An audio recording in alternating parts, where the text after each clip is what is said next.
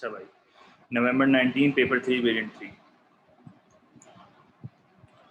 What is not an example of an externality? सही है, what is not an example of externality? भाई अगर आपको externality याद हो तो externality क्या होती थी? Third party. सही है, तो जिधर भी मसला हो मुझे रोक देना, मैं फ्लो में जा रहा हूँ। तो third party cost a new firm established in an area and pays its worker higher wage rates than the other firms। ये मेरा थर्ड पार्टी इफेक्ट नहीं है। The flowers planted by a householder in his garden give pleasure to the neighbors। yes, जो बंदा ना production में involve है ना कंजम्पशन में इन्वॉल्व है उसको भी फायदा होता है। The immunization of children against smallpox reduces the danger of the risk of infection to others। Again, third party। The installation of security cameras in a city center results in an increase in thefts elsewhere। Again, external cost, third party cost। जो ना consumption में involve है ना production में involve है उसको भी ये फेस करनी पड़ती है। तो अगर एक जगह पे चोरी कम हो रही है दूसरी जगह पे चोरी बढ़ रही है तो ये एक्सटर्नल कॉस्ट है। सही है, तो ऑप्शन ए में जो सिर्फ है वो एक्सटर्नल कॉस्ट नहीं है। ठीक है, अच्छा। The diagram shows the long run equilibrium positions of two firms X and Y। अगर मैं फर्म X की बात करता हूं तो X फर्म क्या मेरा परफेक्ट कंपटीशन है? बिल्कुल है। परफेक्ट कंपटीशन में लॉन्ग रन दिया हुआ है, देखो लॉन्ग रन। तो लॉन्ग रन में परफेक्ट कंपटीशन में हम एलोकेटिव भी होते हैं, that is MC equals to price, और हम एवरेज कॉस्ट मिनिमम पे भी होते हैं, that is my productive efficiency. अच्छा, एक और टेक्निकल चीज मैं आपको बता रहा हूँ। LRAC का हर पॉइंट, अगर आपको याद हो मैंने लेक्चर के दौरान बताया था, LRAC का हर पॉइंट इज प्रोडक्टिव एफिशिएंट। याद है ना ये चीज? LRAC का हर पॉइंट प्रोडक्टिव एफिशिएंट है, और उसमें से कोई एक पॉइंट मेरा MES होता था। अगर आपको याद हो तो मैंने बताया था ये पॉइंट मेरा MES होता है। तो ये याद है ये चीज? सही है, अच्छा। अब फर्म वाई जो है वो मोनोपोलिस्टिक है। मोनोपोलिस्टिक अगर आपको याद हो तो मोनोपोलिस्टिक में एक मसला आता था, प्रॉब्लम ऑफ एक्सेस कैपेसिटी। और मोनोपोलिस्टिक में भी आप नोटिस कर लो लॉन्ग रन में नॉर्मल प्रॉफिट होता है। तो प्रॉब्लम ऑफ एक्सेस कैपेसिटी हमेशा याद रखना कि मोनोपोलिस्टिक में ये एग्जिस्ट करता है। इसका जो है वो एलोकेटिव का पॉइंट यहाँ पर है, और सॉरी MES का पॉइंट यहाँ पर है, और MC इक्वल्स टू प्राइस जो है वो यहाँ पर है। अब मैं MES क्यों बोल रहा हूँ? क्योंकि ये LRAC है, और LRAC का हर पॉइंट प्रोडक्टिव एफिशिएंट होता है। तो मेरा मोनोपोलिस्टिक जो है वो एलोकेटिवली इनएफिशिएंट है। क्यों? क्योंकि monopolistic is part of imperfect competition, और इम्परफेक्ट कंपटीशन में कोई भी फर्म जो है वो एलोकेटिव नहीं होती। तो फर्म X जो है वो प्रोडक्टिव भी है, एलोकेटिव भी है, और फर्म Y जो है वो एलोकेटिव कभी भी नहीं होगी क्योंकि इम्परफेक्ट है, प्रोडक्टिव यस। क्यों प्रोडक्टिव? क्योंकि LRAC का हर पॉइंट जो है वो प्रोडक्टिव एफिशिएंसी को रिप्रेजेंट करता है। क्लियर? अच्छा, उसके बाद question number 3। The production of a good creates a constant marginal external cost। एक fixed marginal cost है। What value of price elasticity of demand for the good will cause the greatest dead weight welfare? मुझे एक बात बताओ, ऐसी कौन सी elasticity है जिसमें आउटपुट सबसे ज्यादा चेंज होता है? इलास्टिक। चाहिए तो मुझे क्वांटिटी का ज्यादा से ज्यादा चेंज चाहिए, तो इसका मतलब it should be greater than 1 elastic. क्योंकि जब तक क्वांटिटी का ज्यादा चेंज नहीं आएगा ना, मेरे मार्जिनल एक्सटर्नल कॉस्ट में भी ज्यादा चेंज नहीं आएगा। सही है, ऑब्वियस सी बात है ना, क्योंकि कांस्टेंट मार्जिनल एक्सटर्नल कॉस्ट है, हर यूनिट पे एक्सटर्नल कॉस्ट सेम है। तो जितना बड़ा क्वांटिटी का चेंज आएगा उतना बड़ा डेड वेट लॉस का चेंज आएगा। क्लियर? तो बिगेस्ट चेंज इन आउटपुट जो है वो यहाँ पर आ रहा है। सही है, biggest change in output in options के मुताबिक। अच्छा, question number 4। What arises in situations where there are cost or benefit associated with a transaction that are not fully reflected in market prices? ये कौन से केस में होता है? Productive का तो सवाल ही पैदा नहीं होता, क्योंकि प्रोडक्टिव तो एवरेज कॉस्ट से लेना देना है इसका, मुझे प्राइसेस की बात करनी है। तो कब ऐसा कब होता है कि भाई मार्केट प्राइसेस मेरी फुली रिफ्लेक्ट नहीं करती? जब मेरा केस होता है मेरिट गुड का। मेरिट गुड में हम गुड को क्या करते हैं? Under value. डीमेरिट गुड में हम गुड को क्या करते हैं? Over priced. तो ये क्या हो रही है? Resource miss allocation. Resource miss allocation क्या होती है? Allocative inefficiency. अगर एलोकेटिव एफिशिएंसी होती तो क्या मेरिट और डीमेरिट का मसला खड़ा होता? नहीं होता। अगर एलोकेटिव एफिशिएंसी होती तो हम तो MSB इक्वल्स टू MSC पे होते हैं। तो यहाँ तो मेरा सोशल बेनिफिट एक्सीड कर रहा है सोशल कॉस्ट को, या मेरा सोशल कॉस्ट एक्सीड कर रहा है सोशल बेनिफिट को। तो रिसोर्स मिस एलोकेशन में एलोकेटिव इनएफिशिएंसी होती है, और मार्केट प्राइसेस रिफ्लेक्ट नहीं करती असल वैल्यू। क्लियर है? अच्छा, then question number 5। To maximize the satisfaction she derives from a given level of expenditure on two goods X and Y, how should a consumer allocate her expenditure? भाई किस तरह consumer को allocate करना चाहिए अगर उसको अपनी satisfaction को maximize करना है? According to equi marginal principle। जब मेरी स्लोप इंडिफरेंस कर्व की और बजट लाइन की इक्वल हो जाती है consumer equilibrium, that is MUX over MUY is equals to PX over PY। इसको अगर मैं रीअरेंज कर दूंगा तो किस तरह लिखूंगा, MUX ओवर PX को यहाँ लेके आ जाओ और MU, सही है, और MUY को वहां लेके चले जाओ, तो MUY डिवाइडेड बाय PY। तो क्या आंसर होगा मेरा, डी आंसर होगा, yes. Slope of IC is equal to slope of budget line, ठीक है। अच्छा, basically MRS marginal rate of substitution is equal to ratio of prices, इस तरह भी टेस्ट होता है यहाँ पेपर में, तो ये ध्यान रखना, सही है। 5 भी मेरे ख्याल में आसान था।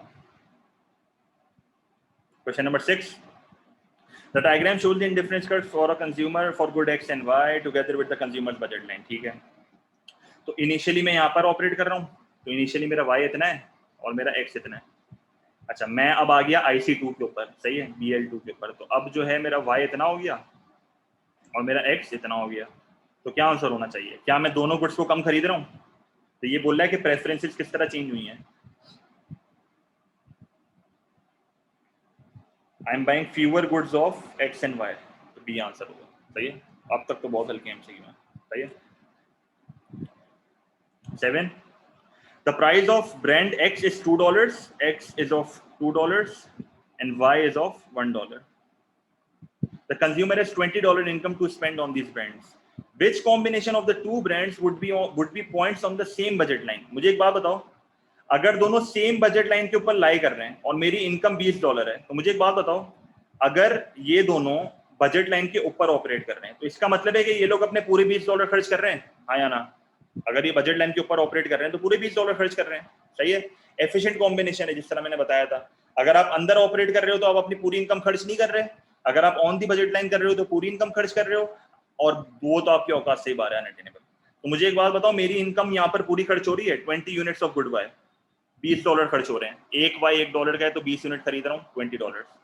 5 X खरीद रहा हूँ, 10 Y खरीद रहा हूँ, तो 5 मल्टीप्लाई बाय 2 क्या होगा, 10, और 10 मल्टीप्लाई बाय 1 होगा 10, तो यहाँ पर भी मेरे पूरे $20 खर्च हो रहे हैं, सही है। और 10 यूनिट्स ऑफ X, एक X $2 का है, तो इसका मतलब है यहाँ पर भी मेरे $20 खर्च हो रहे हैं, तो पूरे जो है मेरे हर केस में पूरे $20 खर्च हो रहे हैं। क्लियर? आसान था, बहुत आसान था। 8, the diagram shows an industry's demand and supply of the industry increases supply from S1 to S2। तो इनिशियली मैं यहाँ पर था, अब मैं यहाँ पर आ गया, तो क्या आंसर होगा इसका? Which area shows the gain in society's economic welfare? कितना गेन आया बताओ, गेन क्या है? What is the gain in economic welfare? C, excellent, C, ये ट्राइंगल जो बनता है, सही है, C is my gain। There?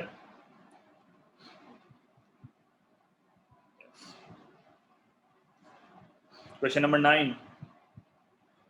Which diagram accurately represents the revenue curves of a producer under imperfect competition? अगर आपको imperfect competition का diagram याद है तो ये मेरा AR होता था, ये मेरा MR होता था, इसके नीचे मैं बनाता था अपना रेवेन्यू, तो यहाँ से डॉटेड लाइन होती थी, ये मेरा टोटल रेवेन्यू आता था, सही है, और यहाँ पर मेरा MR 0 होता था। इस तरह का ग्राफ होता था, याद है ना? ये इम्परफेक्ट का मैंने पूरी क्लास ली थी इसके ऊपर। तो क्या होगा मुझे बताओ, कौन सा मैच कर रहा है यहाँ पे, मैच कौन सा कर रहा है, कौन से डायग्राम में मेरे MR 0 पे टोटल रेवेन्यू मैक्सिमाइज हो रहा है? यस, MR 0 पे टोटल रेवेन्यू मैक्सिमाइज हो रहा है, ए आंसर, सही है। क्लियर? हल्का MCQ। The diagram shows the cost and revenue curves of a firm in a contestable market. It is currently charging profit maximizing price, OP1। बिल्कुल सही है, OP1 मेरी प्रॉफिट मैक्सिमाइजिंग प्राइस है। अगर आप नोटिस करो, MC equals to MR, this is MC is equals to MR, सही है। तो बताओ इसका आंसर क्या होगा? In order to deter entrance the firm decides to change its aim to sales maximisation. अगर मैंने अपना एम को सेल्स मैक्सिमाइजिंग कर दिया तो आंसर क्या होगा? सेल्स मैक्सिमाइजिंग होता क्या है, मुझे ये बताओ।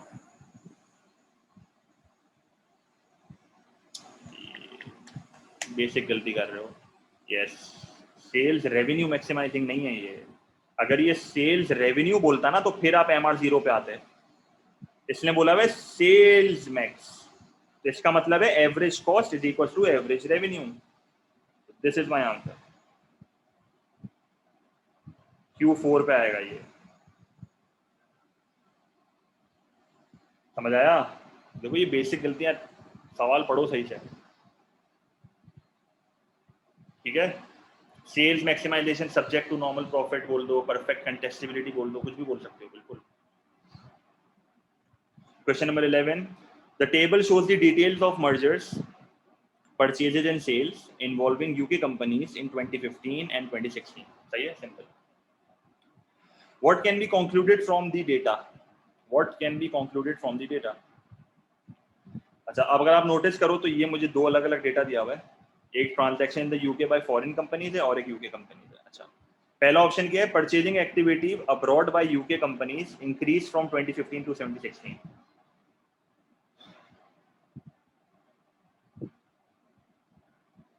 अच्छा, परचेजिंग एक्टिविटी अगर आप नोटिस करो, परचेजिंग एक्टिविटी मेरी गिर रही है, अगर आप नोटिस करो, अगर आप पहले ऑप्शन में देखो क्या लिखा है, purchasing activity abroad by UK companies, सही है, इंक्रीज्ड, तो ये फॉल है, सही है, ये फॉल है, ठीक है, तो ये तो नहीं हो सकता ना।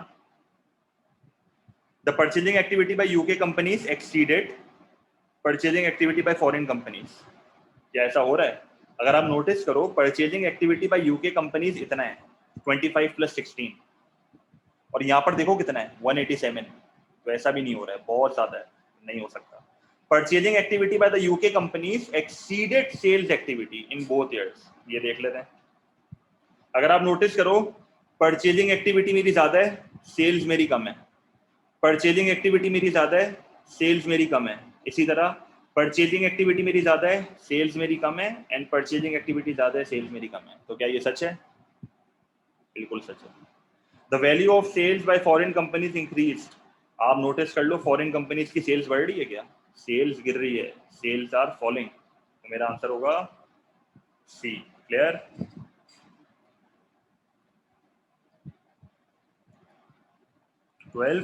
What could explain an increase in the size of an industry? एक इंडस्ट्री का साइज बढ़ रहा है, एक इंडस्ट्री का साइज कब बढ़ता है? And a fall in the average output of the firms in the industry, सही है। तो एक इंडस्ट्री का साइज बढ़ रहा है, एक इंडस्ट्री बड़ी हो रही है, एक इंडस्ट्री क्या हो रही है? बड़ी हो रही है, सही है। An advance in communication methods which reduce coordination problems with in firms, इससे मेरी इंडस्ट्री जो बड़ी हो रही है, पर आप नोटिस करो इससे मेरे एवरेज आउटपुट नहीं गिरेगा, average output of the firm से गिरेगा, इससे मेरा एवरेज आउटपुट बढ़ेगा, क्योंकि अगर कम्युनिकेशन इंप्रूव होगी तो आउटपुट मेरा बढ़ेगा, तो ये नहीं होगा। एंड एडवांस इन टेक्नोलॉजी से मेरा इंडस्ट्री बड़ी होगी, और कैपिटल इंटेंसिव मेथड, तो टेक्नोलॉजिकल एडवांसमेंट से मेरा आउटपुट बढ़ना चाहिए, यहाँ पर आउटपुट कम हो रहा है, तो नहीं होगा ये भी, क्योंकि इससे बोला हुआ आउटपुट कम हो रहा है और इंडस्ट्री का साइज बढ़ रहा है। An increase in the barriers to entry in the industry, सही है, and with an increase in the barriers to exit। अच्छा, क्या लिखा हुआ है? increase in the barriers to entry combined with an increase in the barriers to exit, इससे मेरे output पे कोई लेना देना नहीं आ रहा है, इससे मेरे आउटपुट पे कोई लेना देना नहीं आ रहा है। An increase in external economies, yes, industry बड़ी होगी, combined with a decrease in internal economies of scale, yes, let's say मैं कहता हूँ कि मेरा ये एवरेज कॉस्ट है, सही है, मैं इधर ऑपरेट कर रहा हूँ, अगर मैं पीछे चले गया तो मेरे एवरेज कॉस्ट में जब मूवमेंट आती है पीछे की तरफ, तो मेरे इंटरनल इकोनॉमीज ऑफ स्केल कम हो रहे हैं ना, तो डी मेरा आंसर है। आप नोटिस करो, मेरा आउटपुट भी कम हो रहा है, मेरा आउटपुट भी कम हो रहा है। अगर मैं बी से ए आता तो ये इंटरनल इकोनॉमीज ऑफ स्केल होता, अगर मैं ए से बी जा रहा हूँ तो इंटरनल इकोनॉमीज ऑफ स्केल मेरे डिक्रीज हो रहे हैं, इससे मेरा आउटपुट कम होगा। Clear?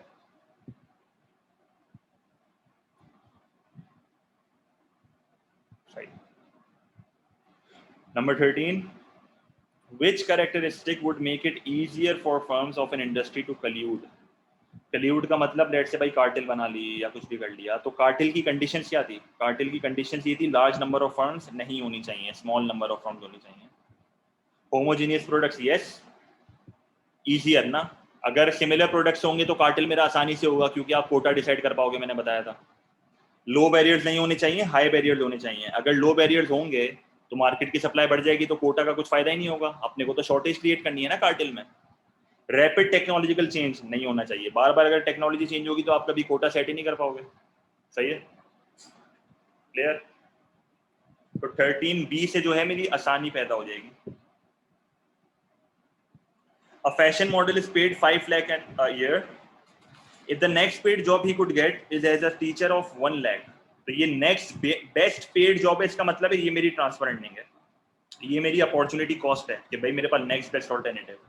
What are is transfer earning? तो ट्रांसफर अर्निंग कितना है? ट्रांसफर अर्निंग मेरा 1 लाख है, और over and above transfer earning क्या होता है?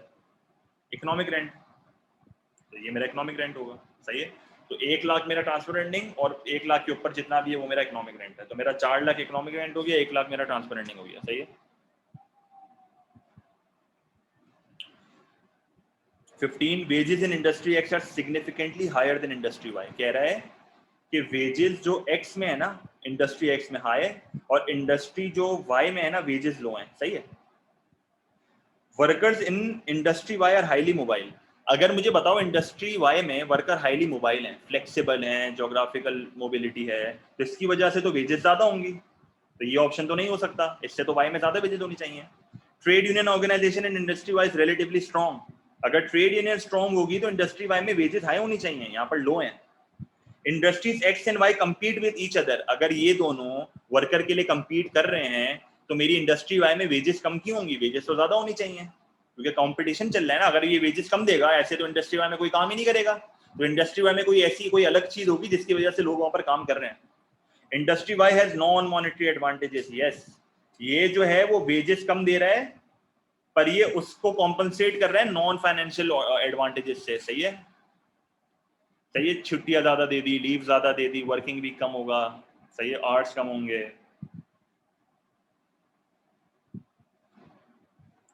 Good x is a popular product that creates a negative externality. Negative externality का मतलब एक्सटर्नल कॉस्ट। तो गुड एक्स जो है ना वो एक्सटर्नल कॉस्ट क्रिएट करता है, और गुड वाई जो है वो एक एक्सपेंसिव सब्स्टिट्यूट है एक्स का। वाई जो है वो सब्स्टिट्यूट है एक्स का, पर वो ज्यादा महंगा है, और इसमें फ्यूअर एक्सटर्नल कॉस्ट है। यहाँ पर एक्सटर्नल कॉस्ट कम है, तो गुड वाई में एक्सटर्नल कॉस्ट तो है पर कम है। The government wants to reduce the consumption of good X significantly, but it significantly का मतलब ये चाह रहा है कि क्वांटिटी का लार्ज चेंज है, large fall, but it does not wish to increase its budget deficit. ये स्पेंडिंग अपनी बढ़ाना नहीं चाह रहा, ये अपना बजट डेफिसिट नहीं बढ़ाना चाह रहा, ये खर्चा नहीं करना चाह रहा। Under which circumstances is the government is most likely to meet its aim. अगर गुड एक्स की प्रोडक्शन को कम करना है तो ऑब्वियस सी बात है टैक्स लगाना पड़ेगा। इलास्टिसिटी ऑब्वियस सी बात है जो है वो इलास्टिक होनी चाहिए, क्योंकि जब तक इलास्टिक नहीं होगी तो आउटपुट का ज्यादा चेंज नहीं आएगा। मुझे एक बात बताओ, अगर मेरी गवर्नमेंट को जेब से खर्चा नहीं करना तो क्या वो गुड वाई के प्रोड्यूसर को सब्सिडी देगा? नहीं देगा। और गुड वाई की डिमांड भी इलास्टिक होनी चाहिए, तभी लोग ज्यादा स्विच करेंगे, क्योंकि अगर लोगों को वाई अब सस्ता लगेगा ना तो लोग ज्यादा स्विच करेंगे, सही है। तो मेरा आंसर यहाँ पर होगा सी। Clear?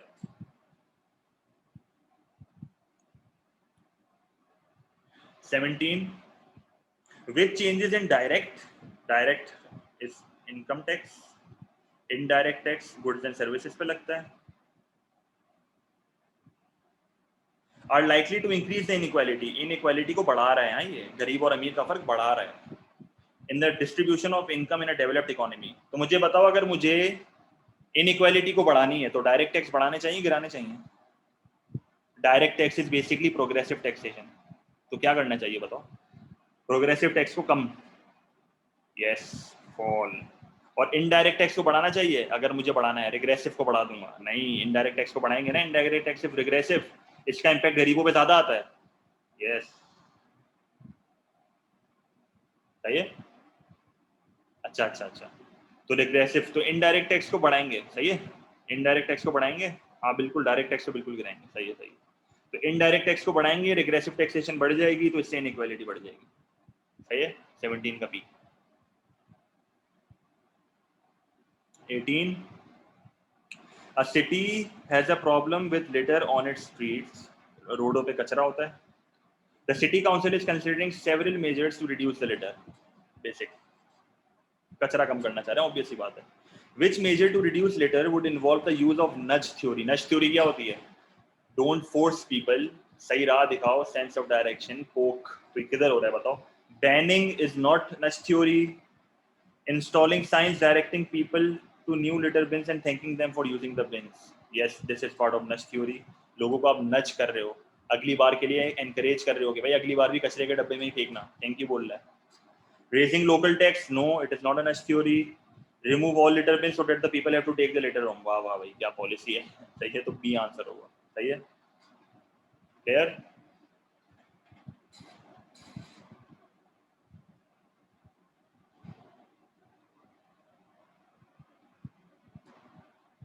The government wants to regulate the consumption of a demerit good. बिल्कुल demerit good में भाई मसला होता है, social cost exceed private cost. In order to increase the society's net welfare. In which situation will society's net welfare increase? Net welfare का formula क्या होता है? Net welfare का formula होता है social benefit minus social cost. ऐसा ही होता है, social benefit minus social cost. सही है? तो आंसर क्या होगा यहाँ पे? तो मार्जिनल वाले ऑप्शन को तो फिलहाल हटा दो, सी या डी में से बताओ क्या होगा? नेट वेलफेयर कब इंक्रीज होगा? The fall in total social benefit is greater than the fall in total social cost. इससे तो कम होगा भाई. Yes, D will be the answer. The fall in total social cost is greater than the fall in social benefit. तो मेरा social benefit exceed करेगा social cost. सही है? 20 In 2015, New Zealand has a real domestic product per capita of 34,762. Why might this figure not be a good indicator? Foreign trade is not included in the figure. बिल्कुल गलत. It is included. X minus M include होता है. It does not take into account changes in population. साफ साफ लिखा हुआ है per capita. तो population को करा है इसने. It does not take into account inflation. अब भाई real लिखा हुआ है. Real इसका मतलब है inflation adjusted है. There are wide differences in the distribution of income. Yes. GDP इसकी वजह से बेकार है क्योंकि वो distribution of income नहीं देखता. आप GDP से ये नहीं बता सकते कि इकोनॉमी में कितनी जो है वो uneven distribution है. सही है? तो आप लिविंग स्टैंडर्ड को सिर्फ GDP पर रिलाई नहीं कर सकते. 21. The United Nations Development Program states that the economic growth and development will not reduce poverty, improve equality, generate jobs and secure livelihoods unless it is inclusive and sustainable. Sustainable मैंने आपको बहुत बार बताया है, आगे वाली नस्लों के लिए बचना चाहिए. तो what is the sustainable economic growth? आगे वाली नस्लों के लिए बचे. तो countries would benefit equally from growth in the global economy. नहीं, सबका फायदा थोड़ी होता है. Employees in a country would receive the same growth in incomes. No. Future citizens would benefit from economic growth and development. Yes. आगे वाली नस्ल देखो, future citizen. सही है? Producers in a country would experience the same growth in demand. No. सही है? ये सारे वो हैं ambiguous statement है, पता नहीं है हमें कुछ. तो सी आंसर है. सही है? Future citizen. साफ साफ हिंट दे दिए.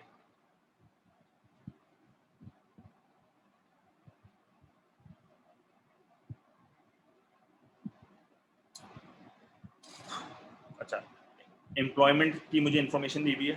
सही है? 2012 की और 2017 की नंबर्स एम्प्लॉयड जो हैं वो इंक्रीज हो रहे हैं और अनएम्प्लॉयमेंट रेट भी इंक्रीज हो रहा है. तो बेसिकली अगर मैं अनएम्प्लॉयमेंट रेट का यहाँ पर फॉर्मूला लिखूँ ना, तो unemployed people divided by labour force. और लेबर फोर्स अगर आपको अच्छे से याद हो, labour force is basically employed, labour force is basically employed plus unemployed. सही है? इसने बोला है एम्प्लॉयड भी बढ़ रहे हैं और अनएम्प्लॉयड भी बढ़ रहे हैं. तो ऐसा क्या हो रहा होगा? ऐसा क्या हो रहा होगा 2012 to 2017 में? एक्सीलेंट यार. Yes, best. The working population growth. Simple answer था ये. वैसे बहुत टेक्निकल एमसीक्यू माना जाता है पर आप लोग ने बता दिया. अच्छी बात है. नहीं टेक्निकली है, बच्चों वाला ही आप लोग के लिए. 22 का डी है. 23. Which type of unemployment results from the industrial reorganisation due to technological change. हाँ भाई, आसान सवाल नहीं है. मैं इसमें नहीं बताऊंगा कौन सी अनएम्प्लॉयमेंट है ये.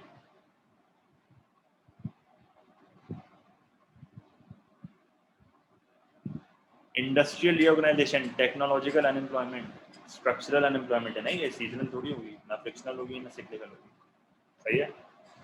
टेक्नोलॉजिकल अनएम्प्लॉयमेंट यही होती है ना. Simple. During year a countries national income in money terms increase by 5%. तो नॉमिनल इनकम जो है वो कितने से बढ़ी? 5%. और इन्फ्लेशन कितने से बढ़ा है? 4%. तो रियल इनकम कितने से मेरी बड़ी होगी? 1% से मेरी रियल इनकम बढ़ी है. सही है? अच्छा, फिर इस 1% में से मैं अगर पॉपुलेशन को माइनस कर दूं, पॉपुलेशन इज 2%, तो मेरे पास आ जाएगा रियल इनकम पर हेड. सही है? तो कितना आ रहा है रियल इनकम पर हेड? -1%. और decrease of 1%, change in real income पर हेड बोला है ना, सही तो बहुत बार हमने करा है मैक्रो कैलकुलेशन का। 24 का ए होगा। Commercial banks in a country hold 50 million in cash but have created 600 million deposits. सही है। The central bank raises the cash deposit ratio to 10%. तो cash deposit ratio क्या होता है? Reserve ratio. तो मैं क्या करूंगा? 1 divided by reserve ratio, that is 1 divided by 10%. तो मेरे पास आ जाएगा मेरा money multiplier, that is 10. तो ये मेरा money multiplier है, money multiplier. इसमें फिर 10 को मैं मल्टीप्लाई करूंगा 50 मिलियन से, तो मेरे पास आंसर आ रहा है 500 मिलियन। तो ये जो 500 मिलियन है ये मेरे टोटल डिपॉजिट्स आ गए after 10% reserve ratio. Commercial banks will decrease deposits to 500 million. पहले 600 था, अब 500 हो गया। सही है? Clear? According to the Keynesian theory, in which circumstances would there always be an increase in the demand for money? भाई डिमांड फॉर मनी कब बढ़ती है? जब आपका प्राइस लेवल बढ़ता है, आपका इंटरेस्ट रेट गिरता है, क्योंकि जब आपका इंटरेस्ट रेट गिरता है आप मनी डिमांड को बढ़ा देते हो, नेगेटिव रिलेशनशिप। आपका जब प्राइस लेवल बढ़ता है तो आपकी मनी डिमांड बढ़ जाती है, क्योंकि आपको सेम गुड्स एंड सर्विसेज खरीदने के लिए, ये हमेशा याद रखना, जब भी आपका प्राइस लेवल बढ़ेगा तो आपकी मनी डिमांड बढ़ेगी। क्यों? क्योंकि आपको सेम गुड्स एंड सर्विसेज खरीदने के लिए पहले के मुकाबले में ज्यादा पैसे चाहिए। लेट से मैं कहता हूं कि मैं एक चीज खरीदता था 5 रुपए की, वो अब 10 रुपए की हो गई है, तो मुझे 10 रुपए चाहिए ना। इसका मतलब है मुझे 5 रुपए और चाहिए, मैं मनी डिमांड बढ़ा दूंगा। और रियल इनकम बढ़ेगी तो भी मनी डिमांड बढ़ेगी। तो मेरा आंसर क्या होगा 26 का? डी। कोई मसला?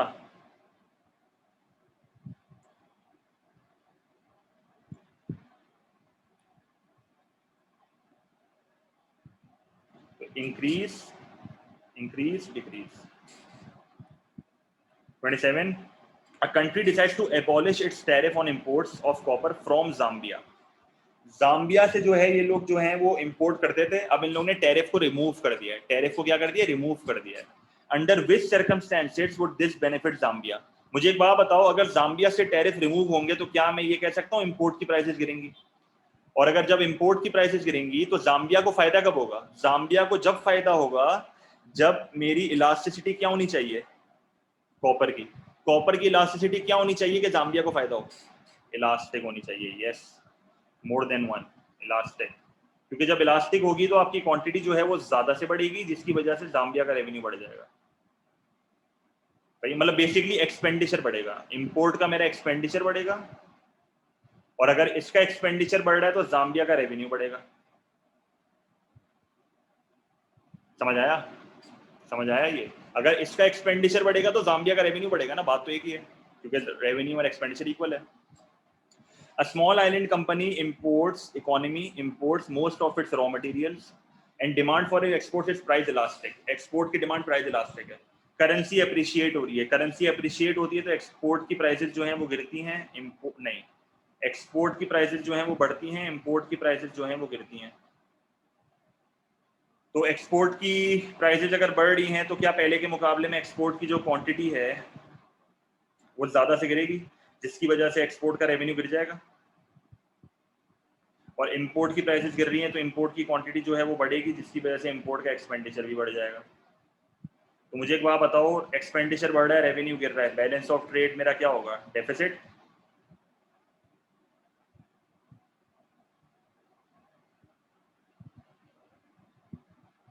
क्लियर? अच्छा, या आप इसको इस तरह भी कर सकते हो, एक दूसरा तरीका बता देता हूँ। नॉर्मली क्या होता है, रॉ मटेरियल्स की डिमांड होती है इनइलास्टिक। नॉर्मली क्या होता है, रॉ मटेरियल्स की डिमांड होती है इनइलास्टिक। सही है?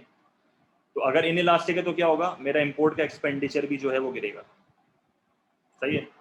पर एक्सपोर्ट का रेवेन्यू गिर रहा है ना यहाँ पे, तो इसकी वजह से हो ये रहा है कि मेरा बीओटी डेफिसिट ही होगा। सही है? मेरा बीओटी डेफिसिट ही होगा। तो ये दो तरीके हैं करने के। तो बीओटी तो हर केस में डेफिसिट ही होगा, बैलेंस ऑफ पेमेंट तो हर केस में डेफिसिट ही होगा। भाई ये क्लियर है?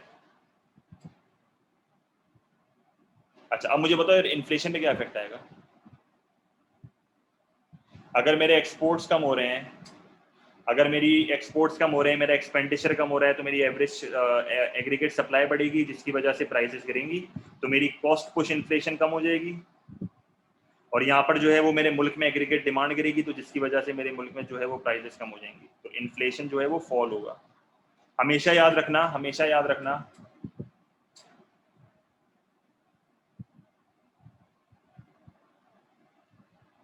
नहीं मैं वही तो कह रहा हूँ ईशा, इंपोर्ट की जो नॉर्मली रॉ मटेरियल्स की जो डिमांड होती है ना, रॉ मटेरियल्स की डिमांड इनइलास्टिक होती है। तो आपका इंपोर्ट का एक्सपेंडिचर गिरेगा, तो शॉर्ट रन में जब इंपोर्ट का एक्सपेंडिचर गिरेगा तो आपकी कॉस्ट कम होगी तो आपका एग्रीगेट सप्लाई बढ़ेगा क्योंकि रॉ मटेरियल है, जिसकी वजह से प्राइसेस गिरेंगी। तो inflation control, cost push inflation control हो गई। उसके अलावा जब आपका एक्सपोर्ट का रेवेन्यू गिरेगा तो इसका मतलब है कि आपके मुल्क में एग्रीगेट डिमांड गिर रही है। तो बीओटी डेफिसिट होता है तो हमारी एग्रीगेट डिमांड गिरती है ना, तो इसकी वजह से आपका रेट ऑफ इन्फ्लेशन कंट्रोल होगा। क्योंकि अगर मेरा x माइनस एम नेगेटिव में तो इसका मतलब है मेरा एग्रीगेट डिमांड गिरेगा। सही है। 29 what will be the most likely to rise if unemployment is increasing in an economy? हाँ भाई, जब अनएम्प्लॉयमेंट बढ़ता है तो क्या बढ़ना चाहिए? Human capital of unemployed worker का कोई लेना देना नहीं है। लिविंग स्टैंडर्ड तो गिरेगा भाई, बढ़ेगा क्यों? The nominal money wage rate भी गिरेगी। Tax burden on workers, yes. जब भी एक इकोनॉमी में अनएम्प्लॉयमेंट ज्यादा होती है तो वहां पर अनएम्प्लॉयमेंट बेनिफिट भी ज्यादा देने पड़ते हैं। अनएम्प्लॉयमेंट बेनिफिट दिया जाता है गवर्नमेंट की स्पेंडिंग से। गवर्नमेंट के पास पैसा कहाँ से आता है? टैक्स से आता है। तो ज्यादा लोग अनएम्प्लॉयड होंगे, अनएम्प्लॉयमेंट बेनिफिट देने पड़ेंगे, तो अनएम्प्लॉयमेंट बेनिफिट का पैसा कहाँ से आएगा? जो कि फाइलर है, जो कि टैक्स पे करता है। तो डी आंसर सही है। The tax burden on employed workers will rise. 30. The table gives some economic indicators for 4 countries. Which country is closest to achieving